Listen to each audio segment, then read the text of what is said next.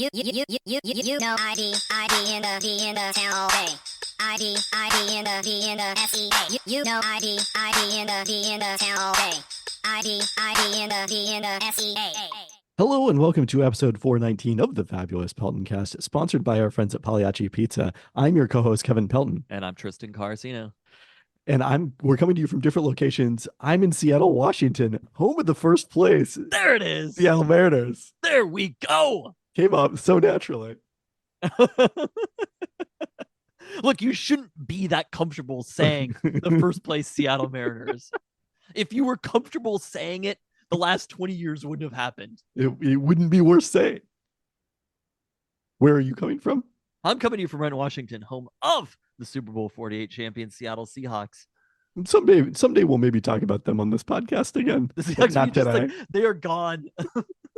We become a Mariners podcast, a Mariners and Storm podcast. I mean, the Seahawks just aren't doing. They're not doing anything, but they're especially not doing interesting things. Apparently, Ryan Grubb has half the offense, and so you got that going for you, which is nice. Sam Howell had a better OTA practice. And just call me in August. Maybe not even August. Maybe call me in September. We'll see. Well, I feel like this is almost an Oops All Random podcast. We'll have some extended sections on the Mariners and Seahawks, but it's just like a lot of notes this week. We're gonna have an extended section on the Seahawks, or on the Storm, I should say. I was like, but do the Storm not count as Roundup? Again, I don't technically consider them Roundup. It's very complicated what you consider Roundup and what isn't. It is. It's fluid. How much of the players getting the NCAA ruling conversation did you leave in the podcast last week? Oh, none of it. Okay, great. I had questionable takes in there. Not anti-players getting paid, to be clear. I'm very pro that. You're gonna have to delete this also. I made a questionable suggestion that college athletics would be better off reverting to a Division III model. That was I immediately regretted the take. So it never saw the light of day. You can't hold me to it. I don't even remember this take for what it's worth. Okay, well, yeah, I'm glad it was both bad and unmemorable. I know. Were we talking Husky football at all? We do have some Husky football notes this week. Okay, yeah, we'll talk about that later. But most importantly, my take is it's pretty fun seeing a list of. I saw ESPN had their FPI projections. Is that what's in there? That is a thing that is in there. Okay, just seeing it listed as Big Ten is like, wow, it's coming. Yeah, it's coming. No more UW Pac-12 sports. I assume some Pac-12 teams are still alive in the NCAA baseball tournament. The softball, the Pac-12 has given up the ghost. It's an old Big 12 for the moment final between Oklahoma Texas and Texas. Oklahoma. Yeah. Oh boy. All right. Well, one toast this week, and it's a national championship one. Not really a Big Ten or Pac-12 thing, but congrats to UW men's crew on winning its 20th IRI Varsity 8 national title on Sunday in West Windsor, New Jersey. The Huskies swept the Varsity 8 second and third Varsity 8s, as well as Varsity 4, winning their 18th James 10 Ike Memorial Trophy for overall points champion.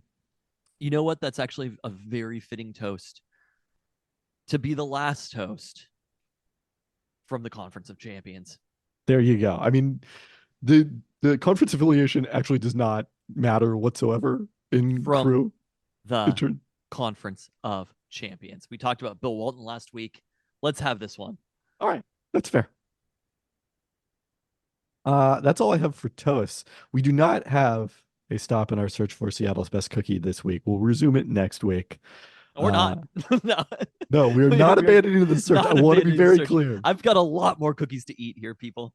We're not abandoning the search. I just didn't drive over to Tristan's house tonight, so there was no good opportunity for us to do cookies. Did you get cookies and then not drive over, or did you just know that you weren't going to? So I knew that I wasn't going to drive over, so got it. I did not get cookies. What are some? Can we talk about our search for Seattle's best cookie? What are some cookies that are left? Are there any big ones? So it's interesting. I went and looked at it today, and there was one of the places on the list that was one of the like most available ones, and it turned out they're protein cookies, and it seems like it's the I have some questions about how the protein supplements that are in there, so I went ahead and took that one off the Okay. list. All right. That Goodbye to was the protein cookie Chip cookie Baked place. Seattle, which is located during the market. So there's like a couple of them that are like strictly Friday pickup only. Okay. That You know are that the Peltoncast loves a complicated oh, food to get. we do, we The do. more complicated, the better. It harkens back to when you acquired what's the Windy City Pie. Yeah. Yeah. But back when Windy City Pie used to be hard to get. It was like you had to like arrange pickup with the Windy City Pie plug on the streets. Yeah, that was awesome. Also, it was in like I guess Soto area is what you would describe it as. And you know that anything that is anywhere near the greater South Seattle area, we're excited about food wise. If you could 100%. have a pairing of complicated food to get plus greater South Seattle area, we are in. Wow. Anyways, that's Coping Cookies in Capitol Hill and Cookie Break in Montlake were both Friday pickup only the last I looked at it. There's also Cookies with Tiffany, which is a place I've been before, which is only open Thursday through And now, Saturday. is that named after the Deep Blue Something song? No, Okay. it's named after the proprietor, whose name is Tiffany. Oh, okay. Uh, we want to do De Laurenti in the market. Okay. I Uh, don't think I've ever had that's like a classic cookie, right? yes, I don't I've think I've never had it ever either. had Yeah. De Laurenti cookies. Hot cakes is still on the list. Oh, hotcakes as cookies? I guess I Yeah, we've talked about this before for sure. In fact, I'm okay. pretty sure I've archived audio of it, going back and listening to our first cookie search. We talked about it. Is it like one big warm cookie? Uh, well, you can buy their cookies to go, I think, but they do Okay. serve it warm, is my Okay. recollection. I've had this once, but it was a long time ago. Seawolf, I visited, but you'll recall they did not have their signature cookies Got it. available, Okay. so we've paused on that one. And then lastly, I mean, this is not really eligible for Seattle's best cookie, but one we definitely are going to talk about, the Schwartz Brothers cookies at Taco Time. Okay. We're enlisting the full Talking Taco Time I was crew gonna for say that maybe one. we should invite some special guests for that one. The invitation was extended. They couldn't do it tonight. Rejected. That's part of the reason we do not have a cookies search today. So we're kind of down to it, I would say. There's still some. I'm very intrigued to the coping cookies and cookie break seem very new. Mhm. You're intrigued To by the those market. because of the complication of getting them? Yes, Yeah, me precisely. too. Me too. I mean, obviously, You had me at 1 day a week. Have to only take out. Yes. I'm excited to try De Laurenti. Yeah. Say what up to Quinn Snyder's brother who runs De Laurenti. Really? Does he Yeah. he owns De Laurenti? I believe possibly co-owner, but he's definitely involved. Yeah. Oh God, we talked last week about how you're in the pocket of Big Utah. So It's Quinn Snyder is no longer in the pocket of Big Utah, as it was turns he the out. Hawks coach? He is coach Is of that the right? Atlanta There we Hawks. go. Yes. Okay. I don't know what this reminded me of it, but Seattle area to Duke. Shout out to Paolo Banchero, who was courtside with his mother, WNBA legend Rhonda Smith Banchero, at last night's Storm game. And I said this to the group chat that the photo that the Storm posted on their socials of Paolo, because he was like directly in front of me, you can see me in the background. Oh, Yo, you I didn't get that? I Why thought you were said that talking to about Paolo and his mom. Well, And I was Rhonda like, is that's kind of funny. Rhonda's a Seattle basketball legend. She is not an Italian American Seattle basketball I legend. thought that was the joke, was like just because her last name was Italian. Okay, hold on. I have to You're having consult to the pull it up to videotape. look. I really am. It's so funny. I saw Infrared reposted this on Instagram. He didn't seem to take notice of it, that I could Two tell. of Seattle's most. Oh, you love finding yourself in the background of photos. You're damn right I do. One of my favorite pastimes. That's really funny. Okay. How did you, this is the problem with you not having Twitter. You couldn't post stuff like two of Seattle's most prominent Italians. I mean, I did post it on Discord. I did not post that particular caption. Oh, you didn't? No, I refrained. You should have screen capped it like just like that, where you could see yourself and Paolo. Maybe I'll do it that way when I post this in the post notes. All right, so there we are. That's resetting our search for Seattle's best cookies I'm excited. Okay. or cookie. Still to be determined. Maybe both. Can we do one of the Friday ones this Friday? It's supposed to be sunny. I feel like cookies will taste great. Are you going to be available to connect with me to receive these cookies? I'm always available. All right, let's do it then. Wow. Okay. You had me at it's going to be sunny.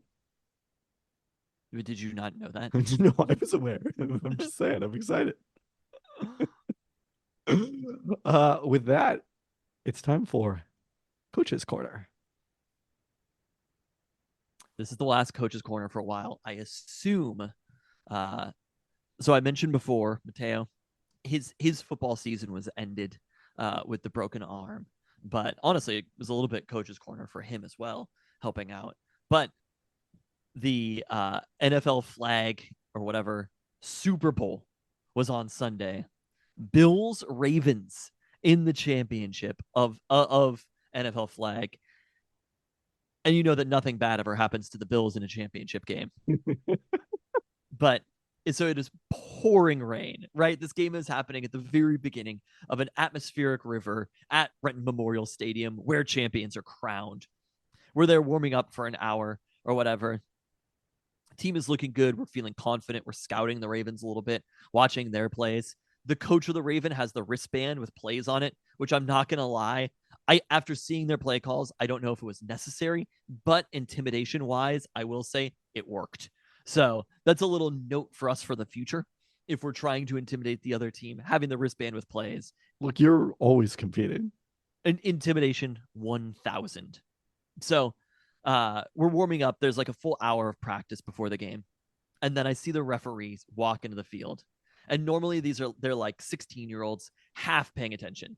Like you'll talk to them and there'll be a penalty and he'll be like, it's whatever. You know what I mean? Like one person will call a penalty and the other person will be like, no. And then they're just like, it doesn't matter. Like they could not care less as the referees of these games for the most part. For the Super Bowl, though, in walks, I saw it and I was like, oh shit. They brought out the big guns. This dude walks in like 6'2", buff as hell, graying beard. He was the most professional looking flag football referee I have ever seen. It was like Ed Hockley had walked onto the field for this flag football championship game, and you knew that motherfucker meant business right away. He gets everybody out there. He's organized. He's calling the coin toss. He's like, this is how we do things around here. He was making sure that everybody was lined up. So anyway, they get the ball. Mateo goes out there, loses the coin toss for what it's worth. The Ravens, you know that this team is on it because they defer to the second half. Oh, yeah. No, this is the Super Bowl. We're not fucking around here. And they defer to the second half. Did they actually refer to it as the Super Bowl? No, I don't think so. They just put on the top teams. But we referred to it as the Super Bowl. It really seems like it was more the AFC Championship game in this case. But, yeah. But so we know that things are going to be serious with Ed Hockley, our ref. And so first series of the game, you could see competition is stiff, right? We're grinding, getting first downs a little bit, but the offense isn't working as well as we want it to. Get down. Fourth down happens from the 18 or whatever. Quarterback throws a bomb. The receiver comes up with it, diving catch in his hands. We're elated. Flag is on the field. Oh, wow.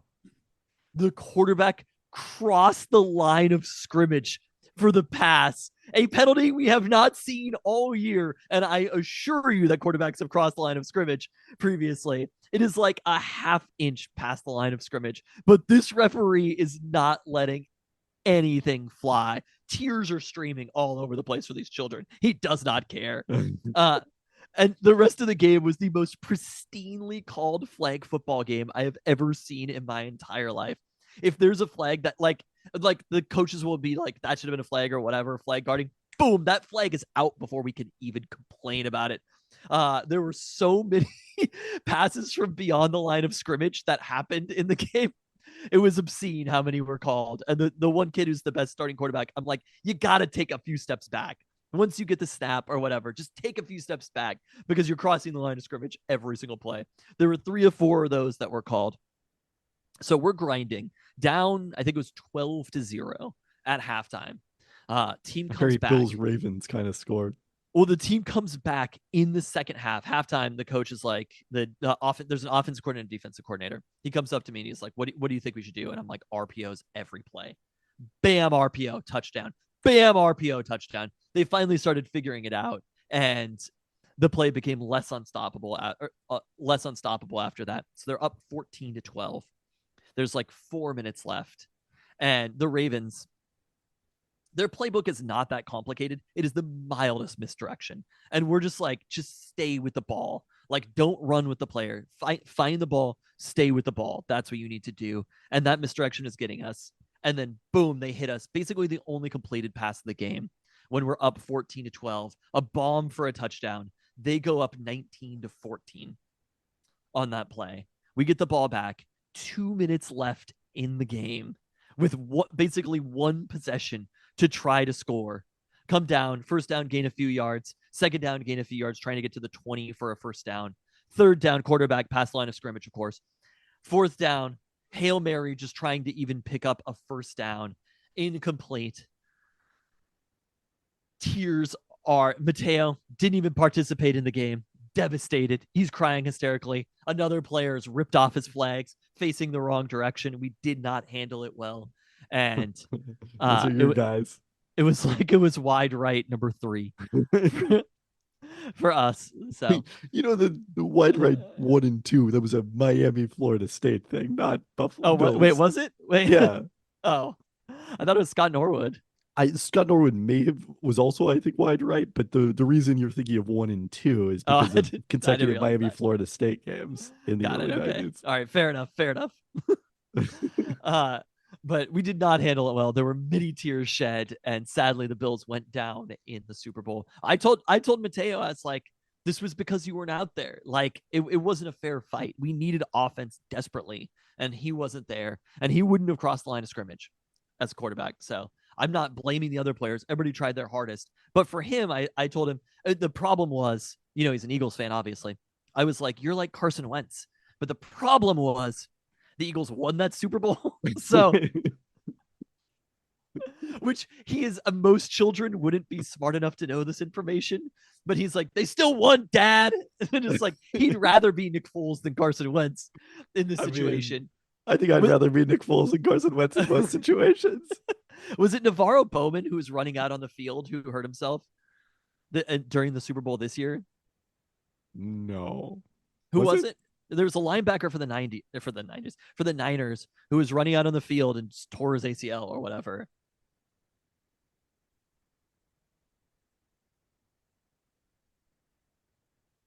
Navarro Bowman is long retired. Okay.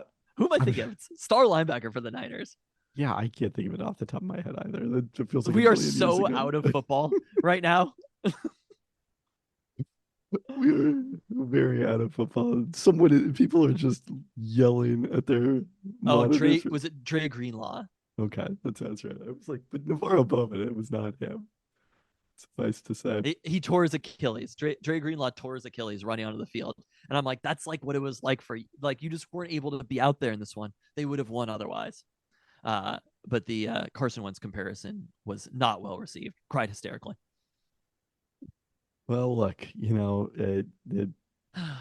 if you're emotionally invested, there's going to be some disappointment when you fall short. Your discussion of the referee in this reminds me, so an extension of the conversation last week about the Puget Sound Basketball League incident. Griffin Pulliam, I'm pretty sure I got it that time. There we go.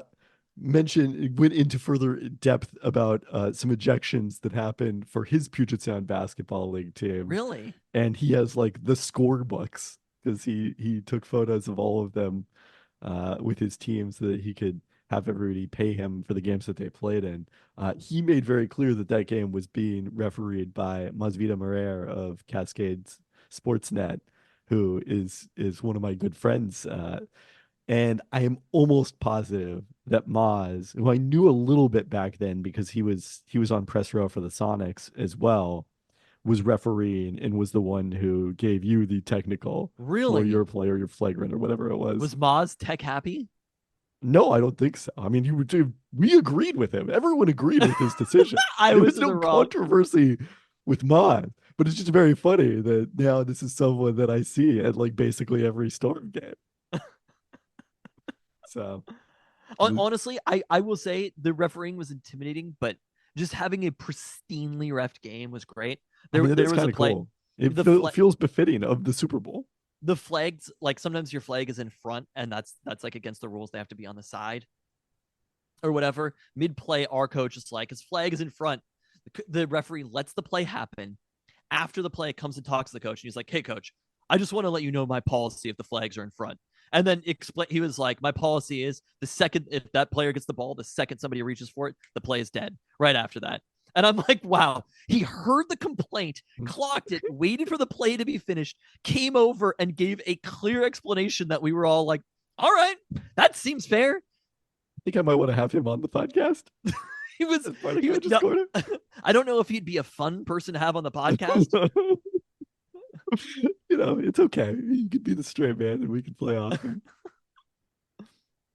I feel like somebody else must have encountered this person at some point, right? Like there's like some like famed children's baseball umpires that everybody knows. It's like Tony's awards and stuff. Dude has to be known outside of this. Other people have to have had him because this man has refereed some flag football games before and he has taken it seriously. I feel like the Peltoncast demographic is more having played in the games than having their children played in the games. Not that I no don't know one if has I agree kids, with but that. they're not necessarily that age. You think I have So the oldest children of any podcast? that's what I'm telling you. Yes. Wow. But if you do know, please let us know. Peltoncast@gmail.com or the Discord. I wanted to touch on this quickly because it also came up on the Discord. So the NBA's new national TV deals appear, based on the reporting, to be nearing completion. And that would complete the checklist that was new CBA, new TV deals. Then we start talking about expansion. So people were wondering, like, hey, what's that process going to look like, basically? And to lay it out in the most general terms, what would probably happen is that the Board of Governors, which is the 30 primary owners of the current teams, will likely approve the idea of expansion or approve two expansion teams. And then they would put together a committee to take bids, possibly multiple bids, but cities and possibly ownership groups within those cities. So it's not like they're going to say, hey, we're expanding to Seattle and Las Vegas right away. The NBA would say, hey, we're expanding. And then they would hear out Louisville and Mexico City and uh, the Virginia Beach area, all these places that are interested in an NBA team. And then from those, they would select two teams and possibly at that same time ownership groups. And that's when you would have potentially the announcement that the Sonics are back. How how public will that information be made? Is this going to be extraordinarily public the entire way? I mean, I think it'll be widely reported. I don't think they're going to necessarily be super transparent about like, here's the 8 bids we received, but It'll be like the NBA has made a committee to receive bids. yeah, I think they would acknowledge that publicly. Okay.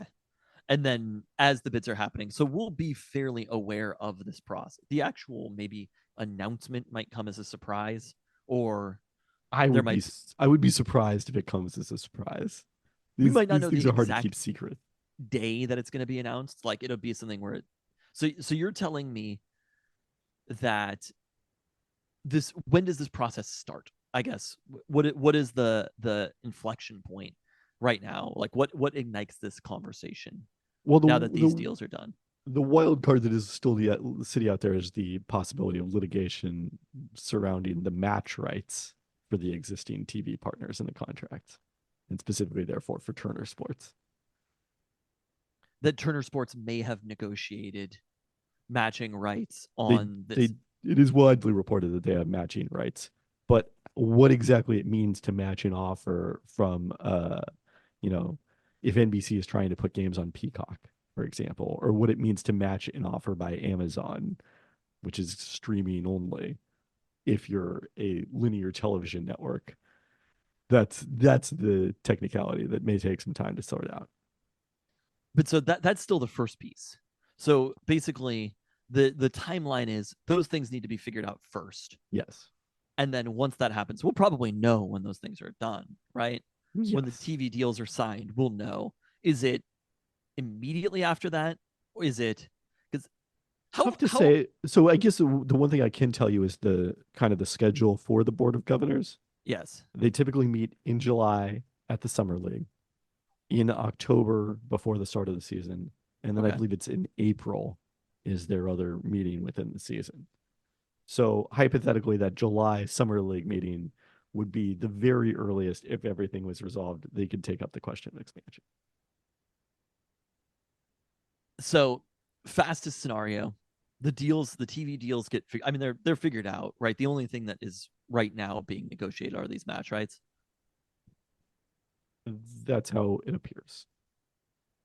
July it happens. Let's say that conversation is settled.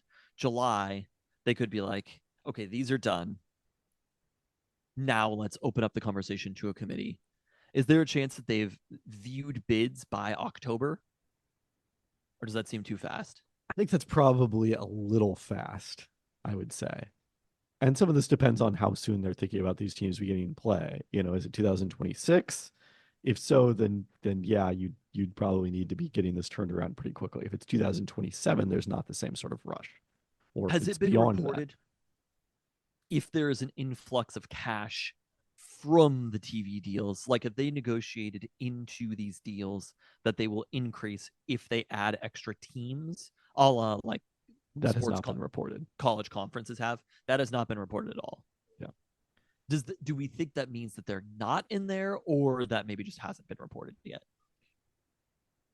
I don't know on that one. Okay.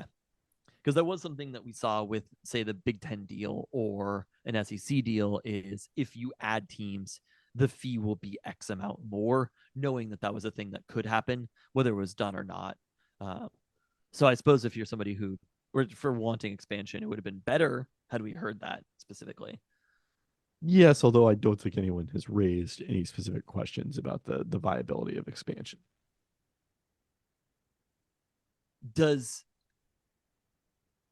Let's say that those deals remain static, do the owners then carve up that pie further for the new teams? Or Eventually, although it's possible, like one of the things we saw when Chris Hansen was attempting to buy the Kings is that he volunteered to not take a share of the TV deal for, I think it was like 5 years. it's similar to like Cal Stanford joining the ACC situation, Right. where they were like, you just want to be in. you got to be in, and then you'll figure everything else out later. Yeah. Or I mean, you'd have an Oregon joining the Big Ten and taking a smaller share. That Yes. the new teams, is it worth it then? It's worth it to be in for whatever billionaire is buying the team.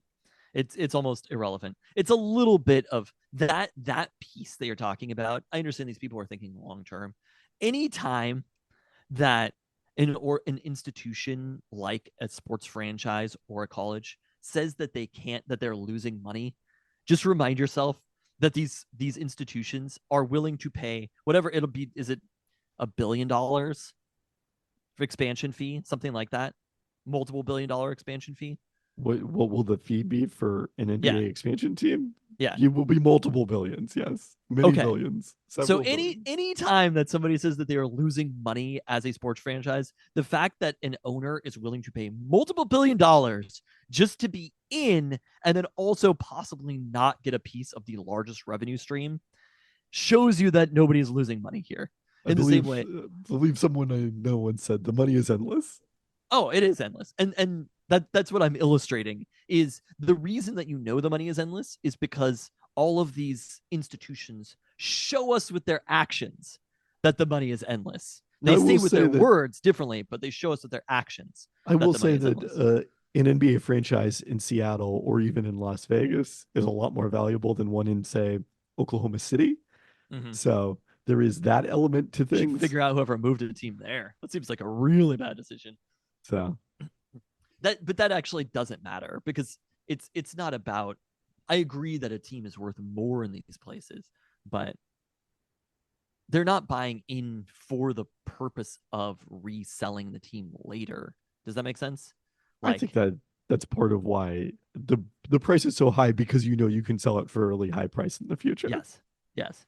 So But also, if you have the billions of dollars to do all these things, you're not strictly looking at it like that.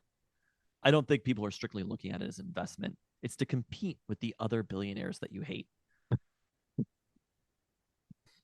Is all that this not compete. true? I don't know if that's exactly how I would put it, but yes. It's a factor. Um, so do we think, I guess, just reading the tea leaves, if you had to put, knowing that this is all speculative, if you had to put timing on it, at what point do you think we'll get that news that the NBA, assuming this is going to happen, that the NBA has commissioned a group to explore or to receive bids for expansion? I think it's realistic that that could happen before the next NBA season. That the committee has been made to receive bids before the next, or we have news that that has happened before the Yes. next NBA season. So you think October is probably like, I think that's reasonable. Yeah. okay. If that happens, what is the timeline after that? I don't To know. I don't remember, because Charlotte was not an open kind of solicitation. It was just like we're putting a team in Charlotte. And I don't really like so it's been 30 years, basically since they've done an open expansion. Why I don't know why you find that so funny. I just been a long time. So there's not like a lot of precedent I was exactly thinking for about it what in that looks terms of Mariner seasons. like. Every Mariners playoff berth has happened since the NBA last expanded. I mean, I guess technically Vancouver and Toronto hadn't played a game Every in Mariners Charlotte playoff berth has happened since the since the NBA. NBA announced their expansion to Vancouver and Toronto.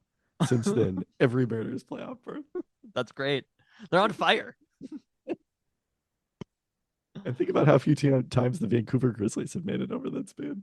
Wow, that's Not once. not kind. I I mean I bring back the Grizzlies. If it were up to Too me, too soon. if it were up to me, the expansion would be to Vancouver and to Seattle. And then if they're going to add a third team, let's put one in Tacoma. Let's Renton. really get that I-5 rivalry going. Uh is Vancouver in conversation at all? Not prominently right now. I mean, I would imagine that they would bid in this scenario, but If you do you feel like it's Seattle and Vegas right now, if you had to percentage odds, if you had to pick two teams? I think they are the heavy favorites. Are there any other sort of dark horse cities that you think Mexico City would be the only one. you think it's between those three? Yes. I mean, Mexico City, obviously some complications, but there are just a lot of teams already in the places that, the Kansas Cities and Virginia Beach. Like there's, if you look at a map of the United States, the place that isn't, Seattle is the most obvious place that isn't represented, especially if you look at population centers. But I do think Vancouver, I mean, I guess not United States, North America, I suppose, but like Vancouver is the other city that makes the most sense to me. I think Vancouver would crush. I mean, it's such a different city than it was when the Grizzlies moved away. Uh, the arena would probably be the biggest impediment because I don't think it's fascinating because all three Northwest cities built arenas that opened in 1995. Rogers Center opened in 1995. I believe that one's Rogers Arena, right? Rogers Arena. Okay. Rogers Center was what Skydome became at one point. Am I remembering this correctly? Okay. That's another confusing thing in Canada. All the arenas are named after Rogers. Yes, Rogers Center is the former Skydome. But so Rogers Arena, that's where the Knucks play, though, right? The Rogers Arena, so like relatively, like Moda Center, which they're still renovating right now, like far and away number one. I haven't been in Rogers for a while. Pretty distant number two. I think I was last there in 2019 when Leonard made his debut for the Clippers in Vancouver. And then Key Arena was somehow way below Rogers Arena and now obviously no longer exists. So That I think would be the biggest complication right now. But fan base wise, the return of the Grizzlies would crush. I totally agree. I think Vancouver would love an NBA team. I think, I don't know, Toronto does fairly well, all things considered, right? Yeah. And now getting the WNBA. Really? Yeah, you missed that announcement? Yeah, I think I missed that announcement. I might remember. I just don't. Toronto's coming online in the WNBA in 2026 as the 14th franchise. Just Toronto? Yeah, because they're matching the Bay Area, the Golden State Valkyries, who will begin playing next The season. Valkyries. You're just missing out on a lot of WNBA expansion news. I'm here I guess for I need to be pointing it out on the pod. You messaged me one time about the Storm playing, and I turned it on. And then you didn't message again after that. Well, sorry, I was a little busy being at the game on Tuesday. You still, I guess I could have figured it out with your Paolo Banchero, but I didn't know you were in the background. You didn't know what Paolo Banchero was courtside at. All right, that's enough on this. Let's get to your favorite segment. Don't burn yourself. We got Mariners hot takes coming at ya. I kind of stopped writing this halfway through, so we're gonna see. I'm gonna wing it for the second half. As the first place Seattle Mariners sit 4.5 games up in the AL West, their widest margin since the year I graduated high school, and I'm past my 20-year reunion, and 7 games above 500. I've got a message for the haters. I can't hear you. This team is 7 games above 500 and hasn't even played well yet. They're a second half team with a nice first half lead, and a Julio who hasn't even been engaged, and Luis Castillo with more losses than wins. By basically any measure, this season has greatly exceeded expectations. And there were those haters over the offseason. I don't know who they were, who criticized the plan. But if you look at how all of the ex-Mariners are playing, aside from Teoscar, the Mariners were right. You don't even want to look at Eugenio Suarez's stats right now. Kellenic is playing badly. Kabi is fine, but the team is not, the players are not playing anywhere near what they would have been expected to based upon their past. They were right. And also, if you look at how all of the big free agency signings who the Mariners could have hypothetically signed, the Mariners were right. There's Blake Snell with his 9+ ERA. Even Cody Bellinger, who signed a short deal, is getting paid $27 million for worse WAR than Luke Raley right now. The Mariners maintain their flexibility this offseason and have a better team to show for it. They're able to have a player like Jorge Polanco, who's out of the lineup, and we don't even miss him.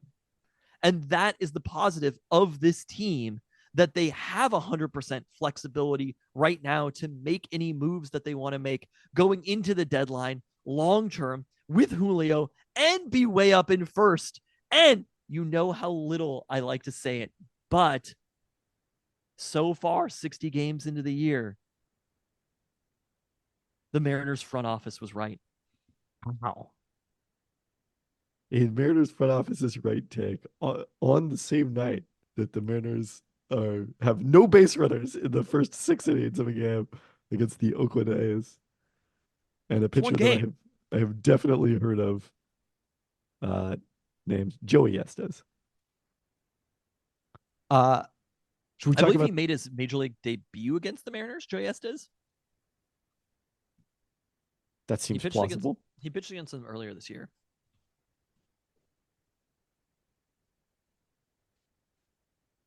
Let's see. He Maybe it was played last in year that he one made his game in 2023, or 2 games in 2023. He definitely pitched against them earlier. And his first one was against the Seattle Mariners. Went 4 There we 2/3, gave up 6 earned runs. This year or last year? That was last year. I remembered that Joey Estes made his major league debut against the Mariners last year. Look, we're all shocked. We're all Close up shop. Close up shop. Should we talk about the Brant Brown news? On Friday, the Mariners fired their bench coach and offensive coordinator barely 2 months into his tenure with the organization. Scott Service said afterwards that they want hitters focused, quote, on doing what they do best and more individualized instruction than they were getting under Brant Brown. And this is definitely like a scapegoat for the team's strikeout woes. But on the other hand, if all you prioritize over the offseason is bringing in guys who strike out less, and all the guys you brought in struck out more than they ever did before, it does seem like a troubling indicator. I don't I don't think there was anybody out there who was fighting for Brant Brown. And so I think that's probably right. The offense has been probably slightly worse than they should have been. I question how much offensive coordinator, that's apparently the term now, coach That was actually a matters. newly created position for the Mariners, who previously had the standard hitting coach. It almost makes me think that Brant Brown demanded to be called offensive coordinator, which makes me kind of dislike Brant Brown. But like how much you could be telling he a hitter. didn't call a single RPO all season. Yeah. For me, I'm like RPOs. Honestly, the last drive we got away from the RPOs. Although, what is a hit and run if not in an RPO? RPO? Oh, Yeah. It's an RHO.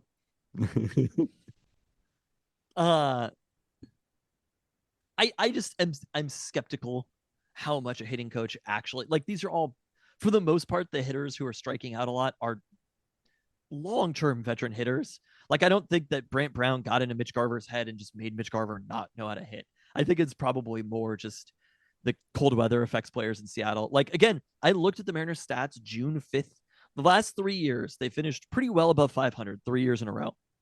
And the Mariners on June 5th have either been, in the last 3, below 500 or slightly below 500.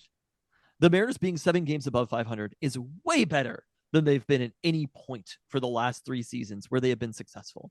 And I do question, I think that things probably would have turned around offensively irrelevant of Brant Brown, but if they know what's going on in the clubhouse, obviously more than we do from the outside, and there's nothing from the outside that suggests that Brant Brown is doing anything well.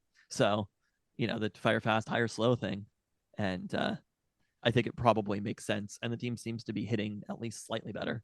Yeah, I mean, it doesn't hurt that they have subsequently faced the Angels and the A's after an extraordinarily difficult stretch of their schedule. But do you know how I know is probably keenly aware of that information? Scott Service? Brant Brown, that's who. Let's see here. They have struck out 7 I think that times. Brant Brown also maybe just took a peek at the box score tonight. No. Oh no. Brant Brown somewhere sitting there angrily.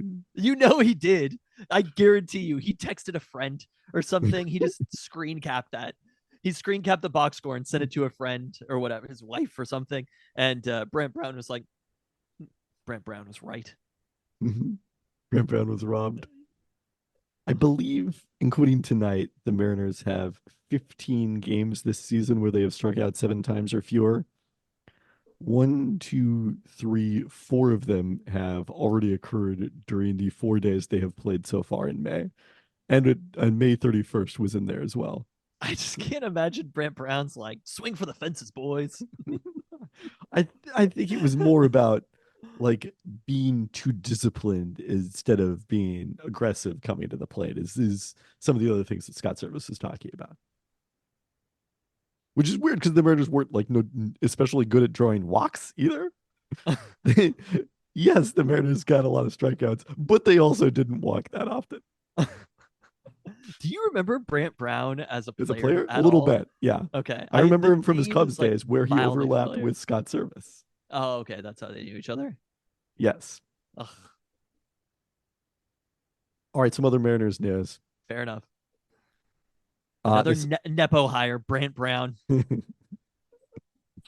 When will people stop hiring Brant Brown just on the strength of his time with the late 1990s Cubs? Maybe early 2000s, I don't know. It all bleeds together at this point. The Mariners signed outfielder Victor Robles, who was waived by the Washington Nationals over the weekend and sent Jonathan Clase back to AAA.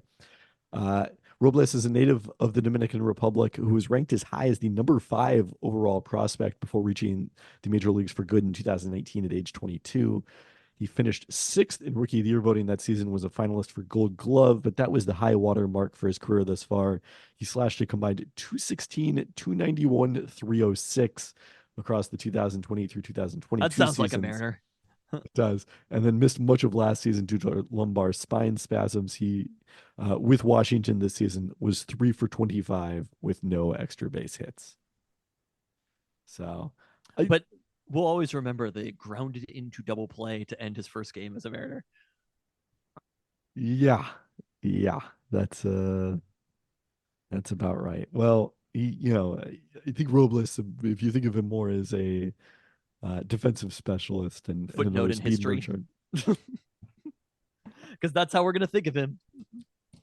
I miss Sam Haggerty already. Andres Munoz left Tuesday's win after aggravating a lower back strain that he later said he suffered in the second game of the season on a play at the plate.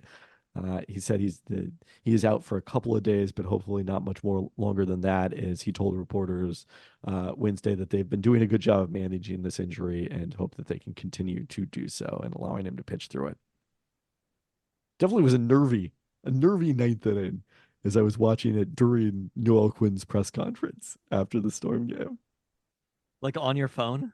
No, like it's on the screens in there in the media room. But Taylor Saucedo came through in the end. Yes, he did.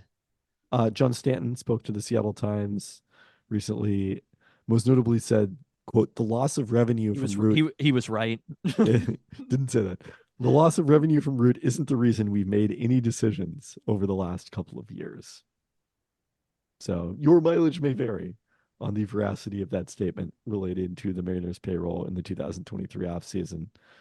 But he said that the front office will be positioned to have the resources to go out and make deals before the deadline. The resources being minor league players. Yes, exactly. Good enough prospects that the other teams will pay the salaries of their players for the remainder of the year. It's like we've given them a whole minor leagues. You got to pay those guys too. We've got to pay them minimum wage now. They're even making us do that. So I don't really care about what John Stanton says. We'll. I mean, I like that he's speaking to the media. I think that's a positive, but I also don't really care what he has to say. We'll see what if it is a positive. As long as he's not saying anything like Kevin Matherish, I think it's a positive. Sure, everything's a positive. The only speaking that's going to matter is through their actions, not their words. And whatever they say, like the thing about Root Sports, we know what they think about their payroll based upon the actions that they've made. But at the same time,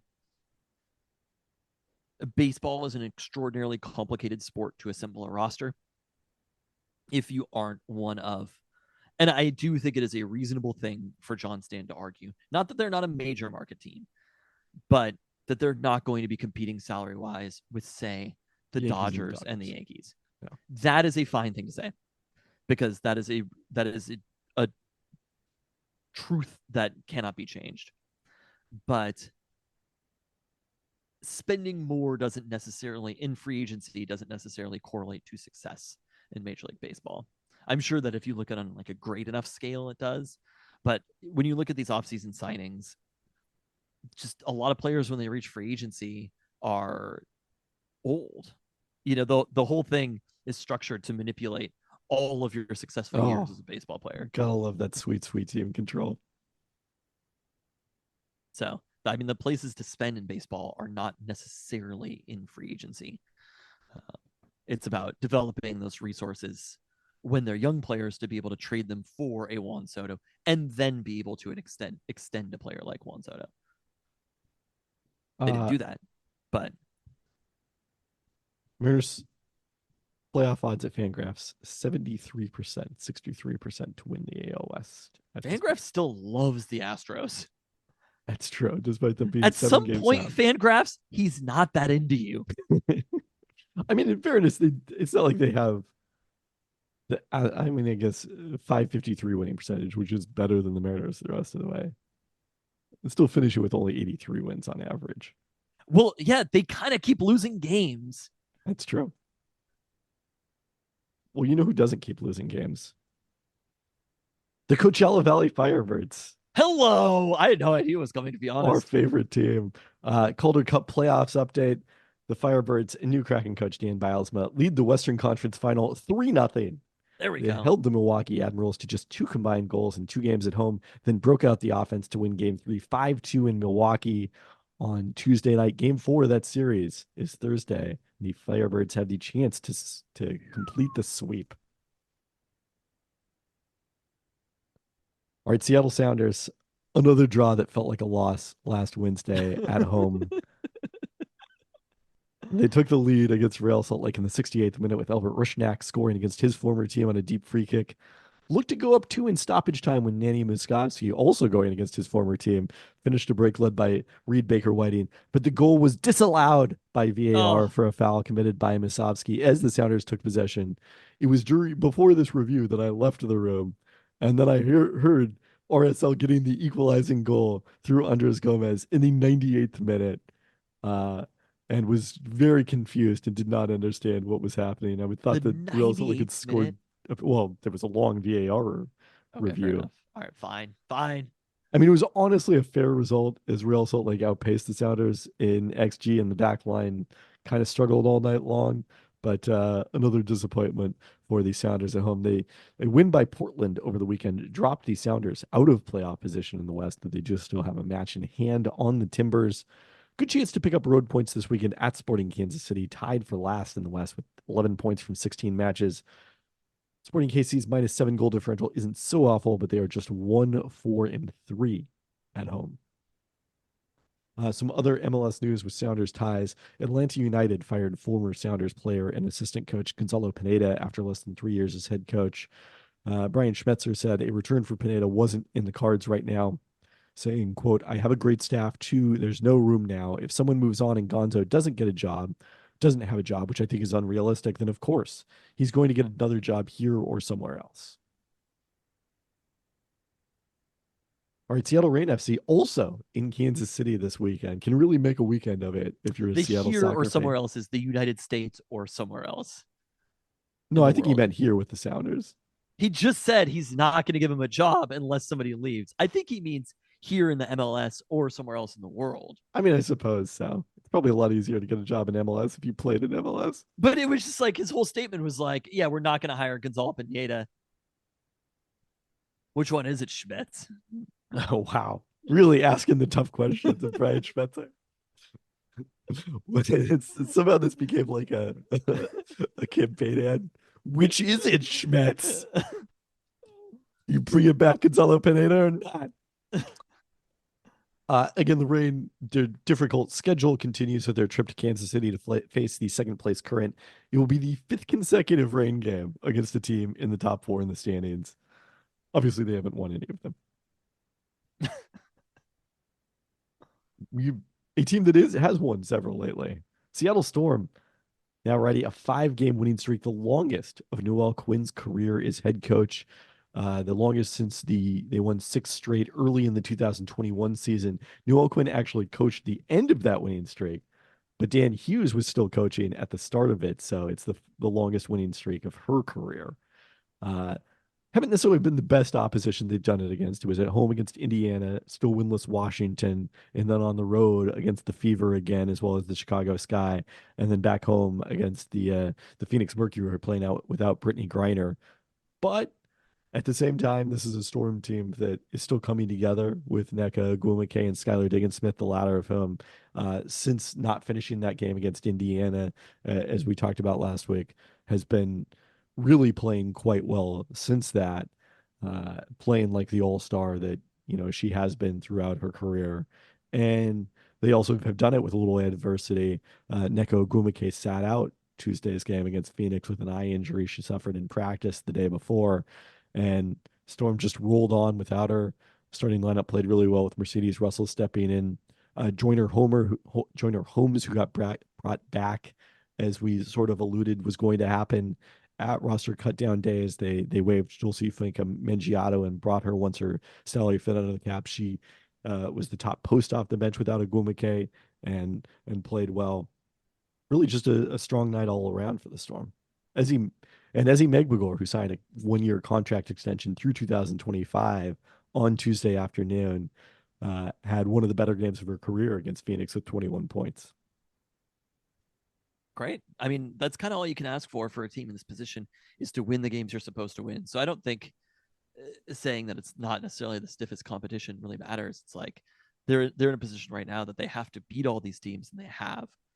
And it's such a small WNBA that it's basically like that's a huge chunk of the WNBA that you talked about when you're saying this isn't the stiffest competition. You're basically alluding to 2 or 3 teams that they haven't beaten during that time period.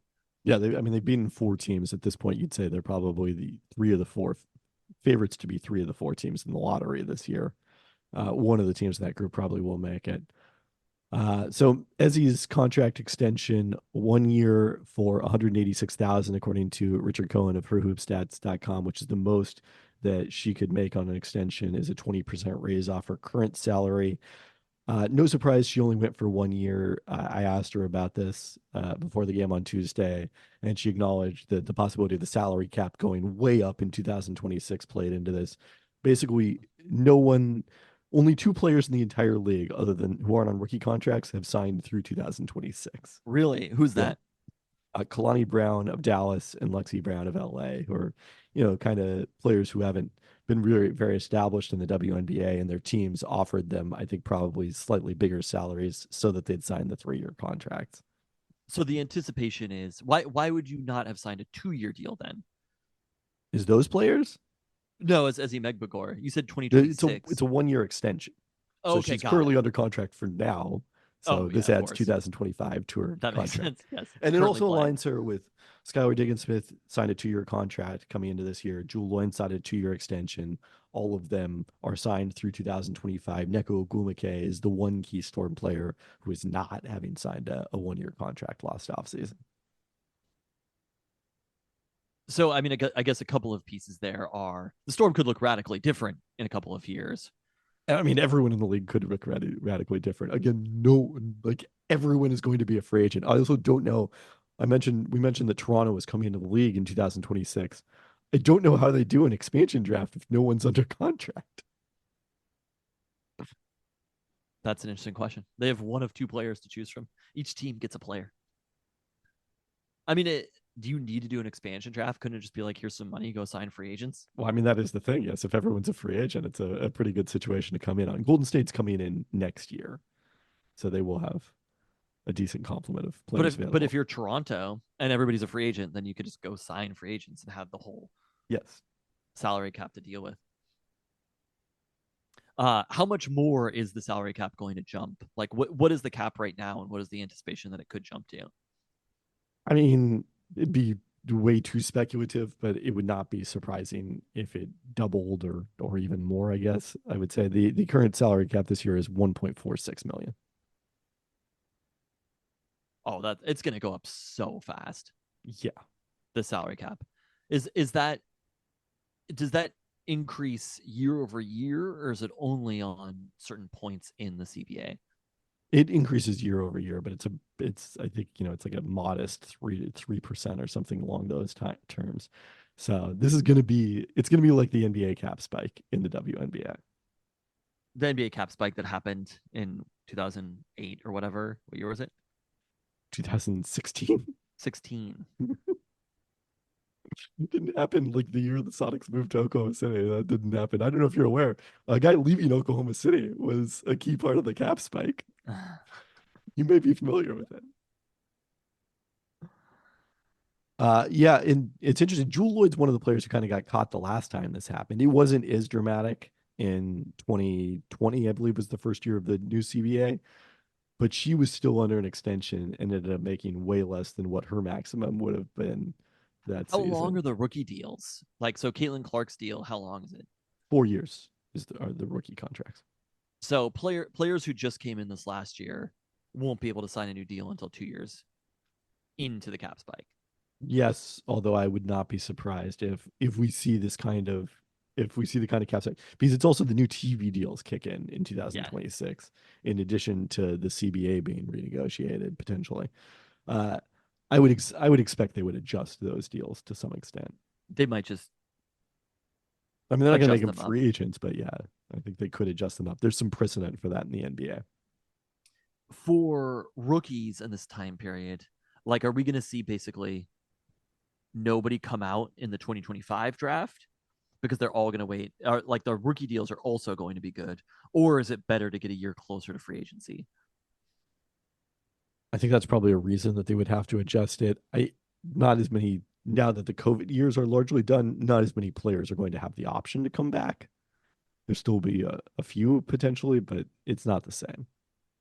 You're saying that everybody had flexibility basically during the COVID years, or Correct. I because mean, there's of still like COVID Paige years? Beckers hypothetically could come back in 2025, 26 if she wanted to, but then for a sixth year of eligibility, but that would be a little surprising. She's coming out next year. Yeah.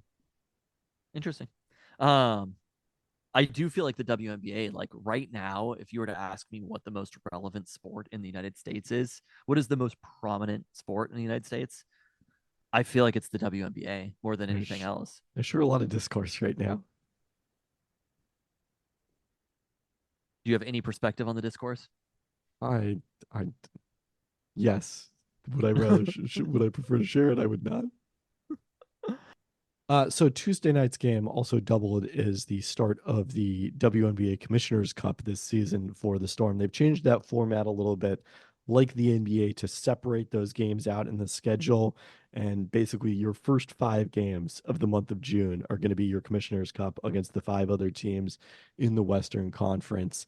Point differential is an important tiebreaker in a lot of these scenarios. So that the Storm getting an 18-point win against Phoenix was a big deal from that standpoint. No, the challenge is, number one, they play 3 out of their 5 Commissioners Cup games on the road.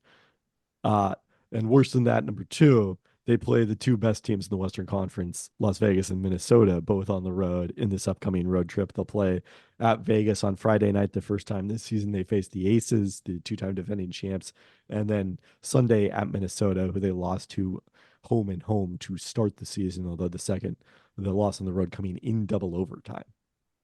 Then back home to take on LA. The first time Cam Brink will be coming back to the Pacific Northwest as a pro. After those Commissioners Cup games, do they move to the tournament after that? It's A just a playoff format? one-off game. The final is scheduled for June 25th. Got it. So it's just one team from there. That's why point differential is so important. Exactly. So if there's 3 teams that finish tied, for example, then and they all beat each other, then the point differential in those tied games becomes the next tiebreaker. All right. Our UW softball. Scott Hansen of the Seattle Times wrote a piece about the transfers, which now also include catcher Sydney Stewart and reserve outfielder Brooklyn Carter, but couldn't get any players or Heather Tarr to comment. Did explain that Tarr's tweet, quote, "It's a great day to be a dog," could have referenced rumors of her departure, which had not reached us. So that was an interesting thing. UW women's basketball, a big time recruiting addition. 5-star recruit from Colfax, Bryn McGahee, announced her commitment to UW in the class of 2025, where she's currently ranked number 17 in the ESPN rankings. The other finalists in her recruiting were Duke, Iowa, UCLA, and Utah. Wow. Yeah. Huskies beat out a pair of Big Ten foes. Where's Colfax? That's a great question. Hold on. Let me read the quote first before I reference this. Okay. McGahee told 247sports.com, "I never wanted to stay in Washington, and I wasn't planning on it until I took my visit. From there, I knew that's where I wanted to be. Early on and up until my visit, I wanted to go out of state and have a far experience, but it's still 6 hours away. Staying home really wasn't a factor in why I committed there." So you want me to guess where Colfax is? I do want you to guess where Colfax is. I'm But I guessing also it's like kind of a flex for Tina Langley that it's like she built the fence around the state of Washington, but it was against around like it wasn't an easy sell. It was actually she was working uphill to keep her at home. it's kind of a strange quote. I never wanted to stay in Washington. I wasn't planning on until I took my visit. You I had don't no know. idea what Seattle looked like before she I got know. I was like, what happened? I've been to UW a lot of times. No point have I been that inspired. No, but Uh, you have agreed to go to UW though. like I had very few choices. My other options were also in Western Washington. I guess Central, but I'm gonna guess that Colfax is like south, deep, southeast Washington. Yes, I think that's fair. It's near Pullman is actually where it is. Oh, okay, so it's norther. I mean, I have never once heard of the city. I've definitely heard of I thought it Colfax. might have been Canada when you said it at first. I would have assumed that Colfax was somewhere along I-90 was my assumption before I Oh yeah, looked it up. it's south. Okay, well Pullman's a lot further south than I thought. Yeah. Okay, I mean, look, we can't all be the Tri-Cities. We can't all be Walla Walla. yeah, We can't Colfax all is be Vancouver, Washington. shockingly close to Pullman. It's You right know there on the Palouse. You know the thing about Colfax? What? Still way north of Toronto. It is. Looking at this picture on Google Maps of Colfax, I understand why she was so impressed by Seattle, Washington. Oh no. Just she must have gone to Seattle for like AAU tournaments or something. I right? don't know. If you've just been to Colfax, honestly, there's some parts of Colfax in these photos that look pretty lovely. But I mean, look, I assume you've got rolling hills of the Palouse out there as well. there actually are rolling hills and they look beautiful. But oh, look at that sunset in Colfax. Anyway, Tristan's vacationing in Colfax this year. Alone in Colfax. well, I mean, if some of the other options were Iowa, also. UCLA, Utah, I though. gotta say, the wild card in that group. UCLA is crushing it. I don't know if you've seen; they're like loaded for next year, along with USC. All right, a little UW men's basketball news. They will play in the Acrisure Invitational at the home of the Coachella Valley Firebirds Whoa! during Our Thanksgiving favorite weekend. team. Hello. I love a Thanksgiving tournament, by the way. Every year. Do Just you? give it. Do I? They play on Thanksgiving Day at 3:30 p.m. Ooh. It's like, hey, I was gonna sit down to dinner and enjoy a little UW men's basketball action. It's that time of year where you're just like, oh yeah, UW men's basketball is happening right now. I like when they play like the Friday night after Thanksgiving. We're playing Oregon in football that Saturday, right? That sounds right. Okay. But there was It definitely. that I looked at the Thanksgiving Day schedule and it just looks weird to have Oregon in that at the position. end. I kind of like it having them there. I mean, it is nice having our biggest rival there. But we would just always play Oregon like, the most important game at random times every year. There was never a set Right. time. But this was last year or no, 2 years ago on Thanksgiving that it's like 11 or 9 o'clock or something, Oh, which it was feels like like a it 10 could be. p.m. start time. It was crazy late, right? And that was Thanksgiving Day, wasn't it? It was. I was driving from our aunt and uncle's house in Puyallup down to Portland for the Phil Knight tournaments, and made it in time to see the second half of the Huskies beating St. Mary's. St. Mary's. That was the victory over St. Mary's, kind of their signature win at that point. So having that win one of what? of the season, wasn't that kind of like the best win? It was. So that was their signature win of the season. They had happened on Thanksgiving Day. I mean, the reason that they got the number 1 seed way back when they got the number 1 seed was that Thanksgiving tournament that they won. So I mean, Utah and Andrew Bogut, I believe. Was that really they beat Utah in that tournament? I remember I thought they beat sure. like Alabama. I want to say somebody like Alabama or Texas I think A&M. that sounds right as well. Yeah. And that was in Alaska, right? That was in Fairbanks. Yeah, that was the old. I don't know if it was the top of the world still or the other one, but it was definitely in Alaska.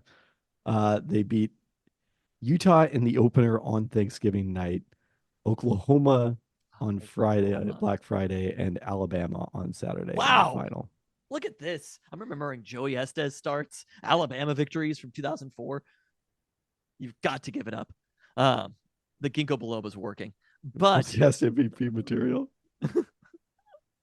But those are some of the best wins that we have. Thanksgiving Day, 3:30 p.m. Not so sure about that. I like it at like an 8 p.m., which Yes. again, 8 p.m. on Thanksgiving might as well be 4 a.m. It is the latest time on the face of the earth. 8 p.m. It's like Christmas Day and Thanksgiving Day. I don't think I've made it through a Christmas evening without being asleep by like 6 o'clock. In fact, I remember this year falling asleep during, it was the Ravens-Niners game, was on Thanksgiving Day, and I was sound asleep during that one. I like woke up to check the score, and I'm like, good news, and then back to sleep. On Christmas Day? I was going to say on Thanksgiving Day. That was Hopefully Christmas. Hopefully you stayed awake on Thanksgiving night. Well, maybe not, actually. Didn't go great. Very happy that the Seahawks are not playing on every single holiday this year. It's not fun. Anyways, on Thanksgiving Day at 3:30 p.m., the Huskies will face Colorado State, which retained Nico Medved as head coach after winning 25 games last season, including beating UW in Las Vegas. The Rams split with Danny Sprinkle's Utah State team, each winning at home. The winner of that game plays Friday against the winner of Santa Clara and TCU. And you might recall TCU lost to Utah State in the opening round of the NCAA tournament in March. There we go. It's all part of the it's- lore. Some Sprinkle reunions potentially on tap in this one. All right, UW football, as promised. We learned times for the non-conference games. There will be a classic 8 p.m. kickoff against Weber State on August 31st. Honestly, here's the thing. I saw that start time, and sometimes that game in particular is so brutally hot because they're usually like 3-4 p.m. and you just roast in the sun. They're up by 1 million points, and you're like, it turns out I actually hate this team because I'm just way too hot right now. So I think an 8 p.m. start is low-key kind of clutch for that game. I would say like 6 or 7 is ideal. 8's a little late, but yes, I take your point on that. 12:30 p.m. versus Eastern Michigan the following week, and then 12:30 p.m. That might be the roasting game. That will be for the Apple Cup to air on Peacock, much to the consternation of Husky fans everywhere. Husky fans are like literally they're all 65 plus. There's no young generation of Husky fans. We're like spring chickens compared to Husky fans, and a game being on Peacock was too much. I would say the same with the Michigan literally Peacock last year, right? It was, yes. And no, that one fewer Husky fans were in attendance. I of course was there in Lansing. We will be at the Apple Cup, so the Peacock will not matter to us. It's the Apple Cup or whatever. Like I understand that it's more prominent, like it's more important here, but the world kept turning when the game was on Peacock. It is true. It's also we're no longer a Mariners podcast, but you could blame the Mariners. Oh yes, for the start time. Yeah. They also announced the start time. I thought this was interesting. I don't think this is a Big Ten thing, but the USC game, I was like, Vince Staples announced a show, and I was like, oh, I wonder if UW is playing that game. And the USC game, they've announced it as I think it's 12:30 or 1 or 4. So it's locked in to not be late. And I was like, great news for Vince Staples. Not for Vince, he'll be fine. But like, it's a TV show and everything. But great news for us going to go see Vince Staples after that they've already announced those times. Especially like the inverse of what you're saying. The night game is actually so awful in November. So love that it's going to be no later than 4:30 p.m. Yeah, no, I thought that was great. All right, so you mentioned this at the top. Preseason FPI is out from ESPN Analytics, and I left it blank intentionally blank. Have you looked at it? I have, yes. I was going to have you guess. If you think I'm not on that college football Reddit, you're tripping. No, that's true. I saw it on Twitter. College football is like my number one sport now. The Huskies being good these last 2 years has elevated my hatred for Oregon, the state, the team, everything is at like it's never been higher or whatever. And college football is, to me, it is again, the transact was too good because the teams transacted conferences. All right, Huskies number 31 in preseason FPI, 6th in the Big Ten, 3rd among new schools behind Oregon and USC. I think this is the ballpark of where I expected. Like 25th would be about the highest I think I would reasonably expect for the Huskies, given the losses to the NFL and a handful of transfers. I think people are maybe a little bit over, or Oregon is number 2, right? In the Big Ten, or no, overall. Were they? No, I didn't catch that. I believe Oregon they were extraordinarily high. Uh, I think people might be slightly overrating Oregon. This is not even as a hater talking. Like, I get the Dylan Gabriel transfer, but the amount of players that they had drafted in the first 4 rounds of the draft, that sometimes it's hard to remake your roster that quickly with It's that much talent. intriguing how many of the teams ranked ahead of Alabama have coaches that passed on going to Alabama. It's Is it Oregon, and then Sark at Texas? Texas is number Yeah. 3. I don't know if you saw this or if this really matters, but I thought this was an interesting bit. Brett McMurphy tweeted NBC's preferred primetime lineup, sources told Action Network, which I don't exactly know what I don't know if these are chosen yet. And I get that UW is probably more likely to be in primetime just because of time zones. But so there's one game per week. It was Michigan at UW October 5th, USC at UW November 2nd, and then Oregon at UW November 30th. Well, that's actually in Oregon. But seeing that many games that feature UW in the preferred primetime lineup for NBC, vis-a-vis, if you look at some of the kind of like blue bloods of the Big Ten, it showed to me the value that teams like UW and Oregon are bringing, and also a little bit how absurd it is that they're having to take that smaller portion of the TV deal for that first period.